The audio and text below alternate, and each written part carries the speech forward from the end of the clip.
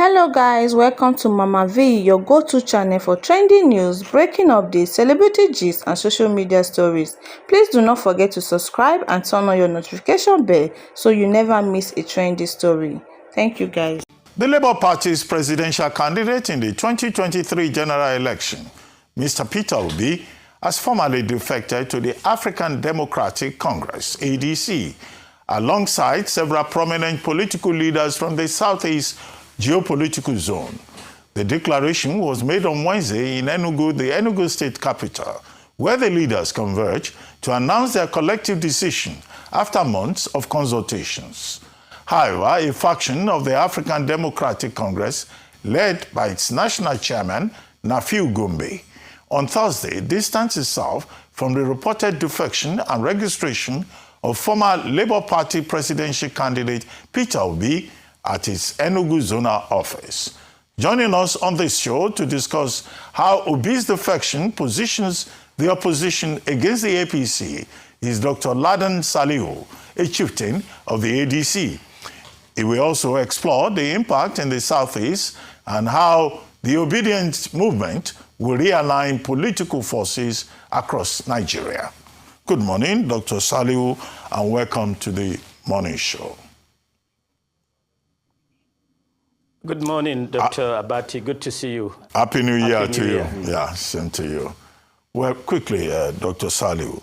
Yeah, major development, Mr. Peter Obi joining the ADC.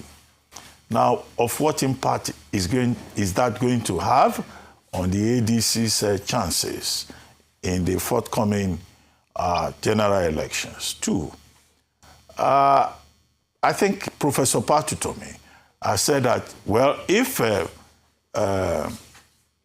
Mr. Obi is not made the presidential candidate of the ADC and he goes to accept a vice presidential position, that he will have no option but to part with Mr. Peter Obi.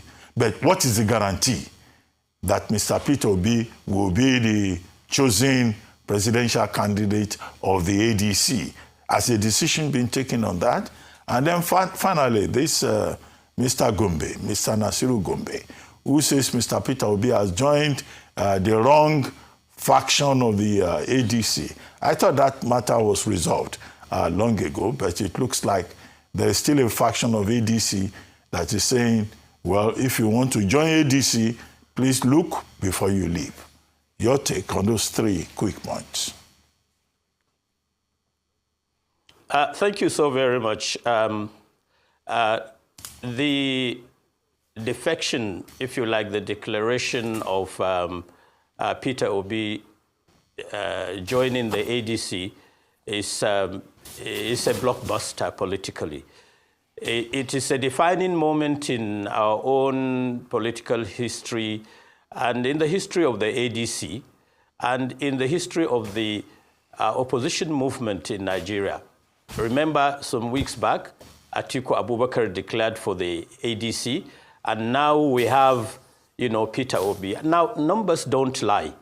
The two put together in the, last presidential elections in 2023 had about 62 to 63% of the total presidential votes. So you can, if you take that calculus and, put it on the table, you can literally say that the coming of Peter Obi into the ADC has put us in pole position, one leg already in the presidential villa.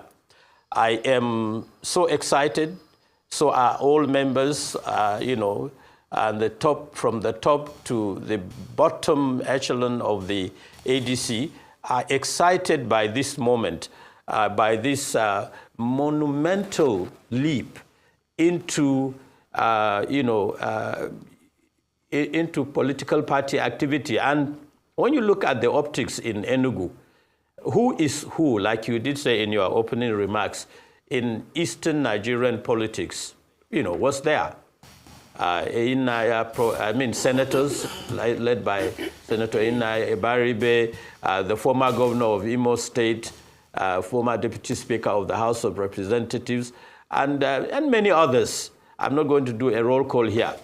And so we are excited, we are upbeat, we are looking forward to a very, very keenly contested national and presidential elections. And we are going to, in the coming weeks, come up with a strategy to communicate to Nigerians, to articulate our own policies, manifestos, and the way forward. The second issue of Professor Pat Utomi, my good friend and brother, he is, he is rushing. He has rushed with his comments. I believe he should calm down and sober up. So are others. I will also plead with the kind of mindset and in the kind of temperament of Pat Utomi.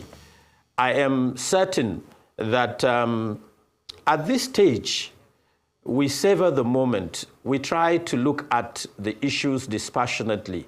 We are trying to recruit members. We're trying to put the party together to begin to articulate how we will, perform our role as an opposition party, a mega opposition party now. I think that should be the issue on the table. We should not so much be looking at the issue of presidential elections at this stage.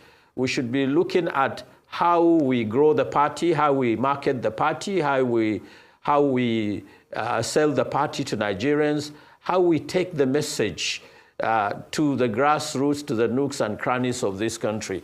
And for the case, this is the first time I'm listening. I mean, I get to hear of a faction in the ADC. It's all a playbook. It's in the playbook of the APC-led government.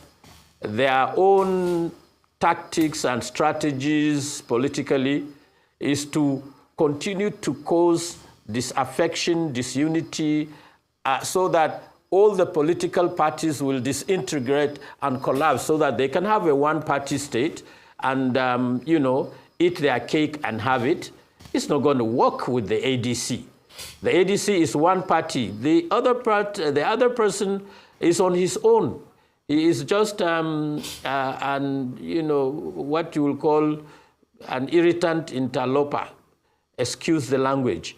But at this stage, with what happened at the Air Center when the ADC structure endorsed David Mark and a team, and the metamorphosis of the party politically, the inclusion, the structure as we see it today, and then someone comes out of a cocoon to tell Nigerians that he has a faction of the ADC, I think is hysterical nonsense. Right. It's not something that will fly. Okay. And like I said, it's the playbook of the government, and we're used to it. It's not going to work. It's not going to fly. All right. I hear you, but Dr. Salihu, when you look at the trend as to how factions have destroyed other opposition parties, case in point, Labour Party, even the PDP, which is fast on becoming or not becoming the main opposition party in Nigeria, how confident are you that the same technique or tool that has seemed to work in the other parties would not work in your own party, especially as it seems as if there are some issues or challenges that are brewing in the ADC potentially based on who would eventually emerge as your presidential flag bearer. I say this because even the Obedience themselves, some of whom have said, if Mr. Peter Obi does not get that nomination ticket as presidential flag bearer, they are not willing to support the ADC. It's presidential ticket or nothing. So these are some of the issues, and this is amongst the other heavyweights that you have who are also in contention for that ticket. How do you hope to manage this so that the ADC does not suffer the same fate as other opposition parties like the Labour Party, who came up very strong in the last elections, and the PDP, who have been the main opposition parties for 2 successive tenures, have gone? Well, thank you, Ayo. Look, let's look at it. When you look at the history of the of the PDP post-presidential elections. It was a party that continued to gravitate towards, if you like, on the domain of disintegration and collapse. They either have, their in-house, issues to deal with, or the structure of the APC-led government was busy recruiting their governors into its own fold. And so you don't have a party in the PDP. Talking about the ADC, when you look at, the creme de la creme of Nigerian politics in the Southeast, eggheads, people that have been tried and tested, when you look at the same picture in the northern part of the country or in the middle belt area, we have seasoned politicians that are experienced with pedigree, with knowledge, with integrity, and with the capacity to withstand and absorb the kind of politics of ill wind that blows nobody any good that the APC is selling to Nigerians. We will resist it. They will not divide the ADC. We will coalesce as the coalition that we are, and we will come up solid and firm. And I have no trepidation. I don't even have any fears about the quality that we have on the table. We can take on anybody, anyone, any political structure, and we will defeat them hands down. I don't have worries about who we are, what we are, our mission and vision to create a greater and better Nigeria for everybody. Okay. I don't have worries about that. So if they finish recruiting, and then the last issue, Ayo, you raised, was the issue of, either the obedience or, their followers saying that if you don't, if he doesn't get, Peter Obi does not get the presidential ticket, they wouldn't support the party. Now they should calm down. In politics, you don't join a political party with conditionalities and conditions or preconditions.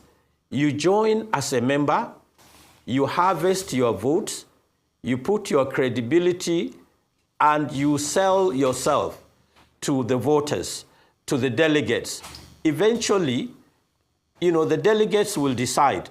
The idea of somebody coming up to tell Nigerians, not only in ADC, in any political party, that if my presidential candidate should win or nothing, it's anti-democratic. And people, we in the media should not even encourage such conversation, because we want to see a Nigeria that grows into a strong, virile, and democratic nation where values, not sentiments, obtain. Okay, but there's no big deal about saying that somebody must come to a political party and pick up a ticket. In the last election, that was the agreement for Obi coming into the Labour Party, because they were going to give him presidential tickets. And we have seen people that come to a political party and they said they were going to give them a ticket. If my memory serves me right, Atiku came to the ACN in, I think, the 2007 elections, knowing that they were going to give him the ticket. There was no way he was going to come to the ACN as a vice president that's just been wrapping up his term and running an election if he was not going to be given a ticket. So that analysis is questionable in the first place. I've knocked that one out. That's the first argument knocked out. Secondly, you say people will come, they will canvass, they will get their vote, they will get their delegates. I mean, we all know this game is a game of money. We all know it's who that can buy delegates, that will get the delegates in the end. And people like Obi are saying that we don't want a situation where we come to buy delegates. And that's why a lot of people are already positing that the primaries might be the first albatross of the political party, the ADC. That's the second point. You might want to react to that. The third point, you saying that you don't know about Nafiu Gombe. No, that's not true. I know about Nafiu Gombe. He's been talking since the first day that the ADC coupled itself together. and he's been making his own point. So he's saying that you're not aware that it exists. It does exist, and he's been making a great point. It's for you guys in the ADC to be able to react and bring him to the table. And it's not a big deal, you having factions. I remember when Peter Obi went to the Labour Party, there was a certain person that led a faction that we interviewed here a couple of times. And in fact, it was on the air, he said what he wanted, and I think they settled at the back. So Nafiu Gumbi has been existing for quite a while. Just 3 points, you might want to react to them. First of all, Rufai, let me be very straightforward with you.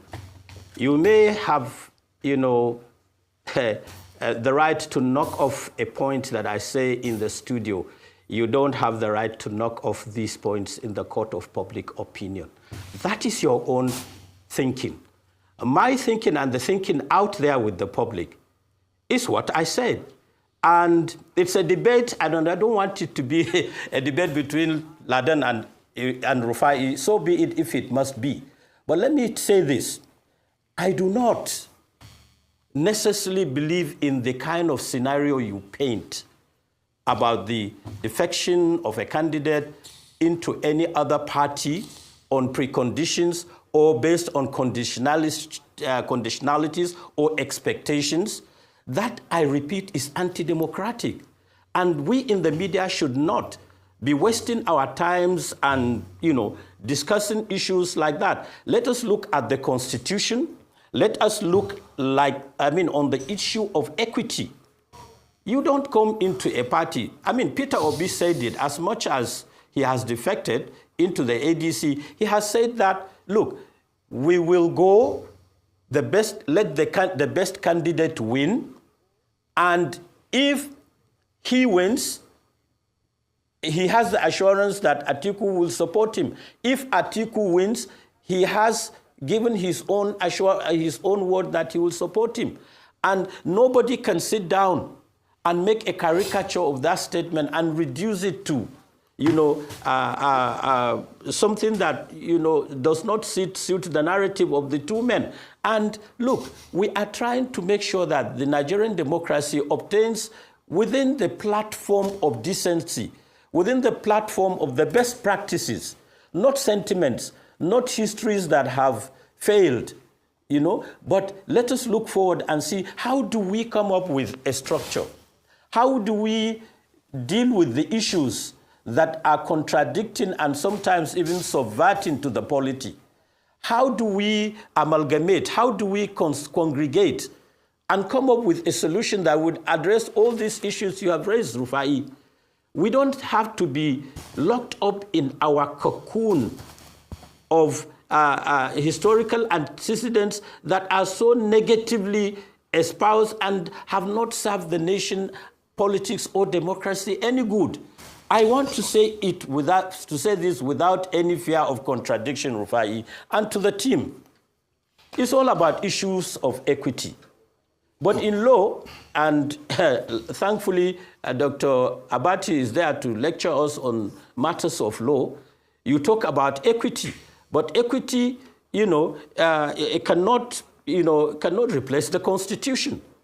And the Constitution says that political parties have to operate within their own set rules and regulations, have to come up with their own strategies, and so on and so forth. Now, let me talk again on the last person.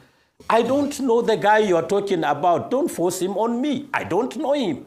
Okay, Dr. Saliu. I have never heard of this Gombe until today. Okay. If he has been out there in the space and he is not smart enough for me to see him, well, that's a problem for him, not for me. I don't know him. Okay. Dr. Saliu, talking about, equity, what you are talking about, it seems to be a settled point that the APC and the PDP, for pragmatic reasons, have resolved that they would field a southern candidate as presidential candidate in 2027. Now, only the ADC, I think, said, the matter is too early to be discussed. That has not been resolved. You talked about the APC playbook. Now, doesn't this sound in the ADC like the Atiku playbook?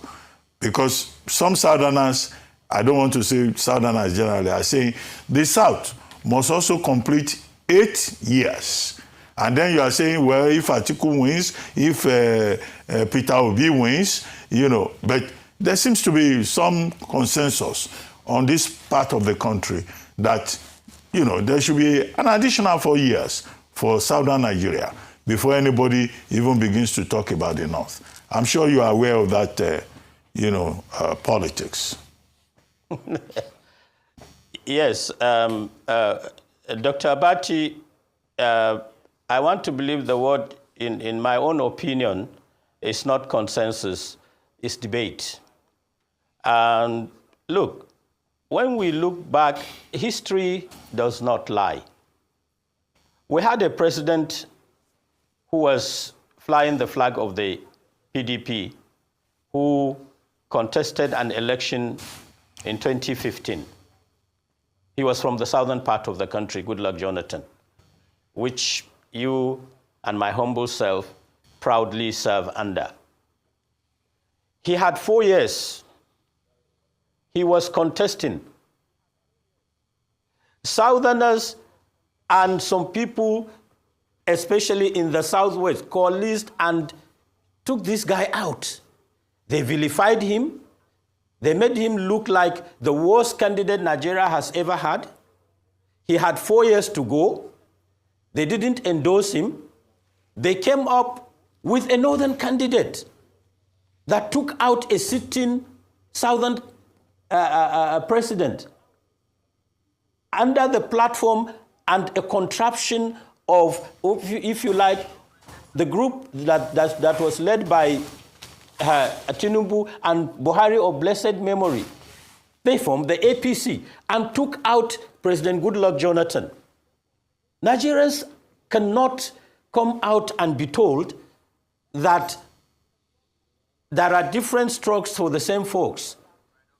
If you had a southern president sitting in that was doing excellently well, vilified and, called all matters, all sorts of names, and then you brought Buhari from the north to take him out, what is wrong in getting a northern candidate if that happens to be? And I'm not foreclosing any chance in the ADC having a southern candidate.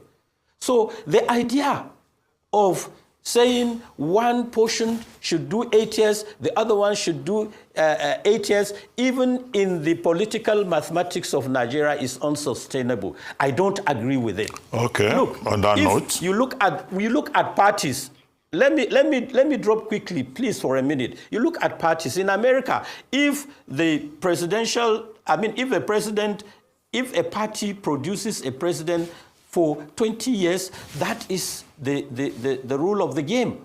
But the idea of saying the southern part should have, no, competence, capacity, and capability should be the watchwords for Nigerians in deciding who becomes their leader. And he can be there forever. If you ask me, that is the way to go. I don't necessarily believe in this permutation about 8 years this, 8 years that. No. Okay. Dr. Salihu, thank you very much indeed for joining us on The Morning Show.